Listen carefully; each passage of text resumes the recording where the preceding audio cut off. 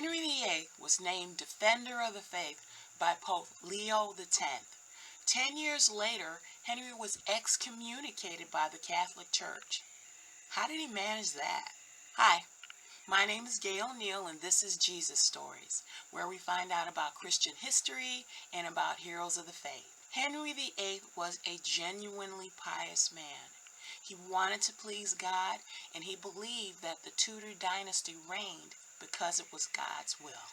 However, by 1527, Henry had a minor problem.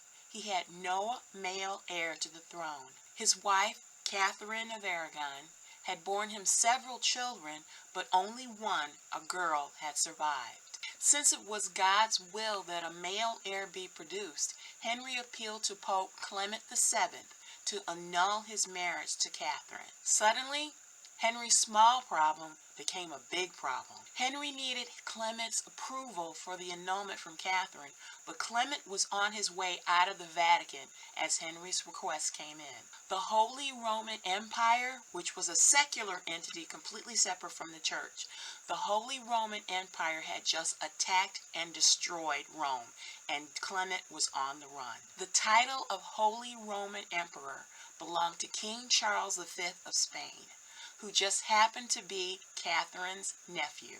With his power vastly reduced, Pope Clement tried to avoid granting Henry a divorce from the emperor's aunt. But Clement also didn't want to alienate Henry by directly telling him no, so he made himself appear helpful while stringing out the negotiation over several years. Meanwhile, Henry grew more and more frustrated.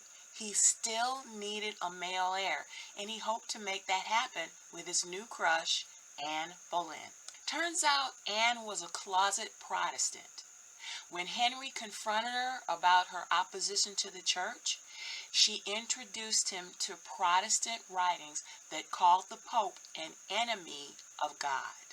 This made perfect sense to Henry. It was God's will that Henry have a male heir, and the Pope was standing in the way. The Pope was obviously the enemy of God. Henry instantly became a Protestant. To stand up to this enemy of God, the church would need a new protector, the king, Henry. Henry hatched a plan. He would become the head of the church in England. He would grant his own divorce to Catherine and ensure the succession of the Tudor dynasty, which was, of course, God's will. So now Henry had a new problem. How do you separate yourself from the enemy of God without starting a civil war? Enter the British Parliament. Now, until that time, Parliament had really been more or less a landowners association or a nobles club. They only assembled when they were summoned by the king because he wanted to levy new taxes. This assembly of Parliament would be different. This Parliament ruled on the Act of Supremacy. The Act of Supremacy was based on a number of obscure ancient documents and said that the king had always had authority over the church, but that authority had been forgotten. The Act of Supremacy would restore the king to his rightful place. Parliament passed the Act of Supremacy in 1534, allowing Henry to throw up his hands and say, "What can I do? The people have spoken."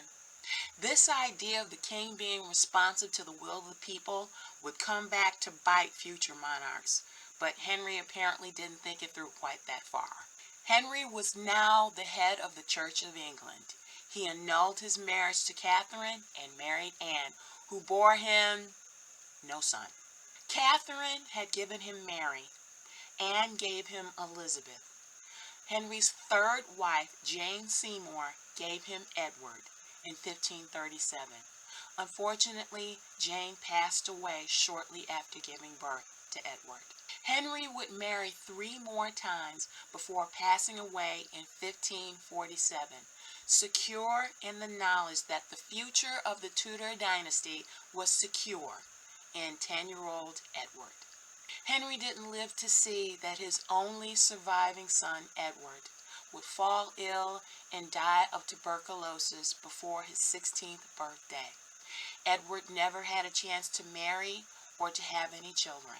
The turmoil that Henry tried to avoid happened anyway, as his daughters, Mary and Elizabeth, and his niece, another Mary, battled over the throne. Thanks so much for watching Jesus Stories. This channel is all about church history and about heroes of the faith, because so much of who we are is because of who they were. Please give this video a like. That is a huge help to the channel. And please do share it with the people that you care about. And also, let me know in the comments about what topics you'd like to hear me talk about. Thanks again for watching Jesus Stories, and I'll see you next time. Bye-bye.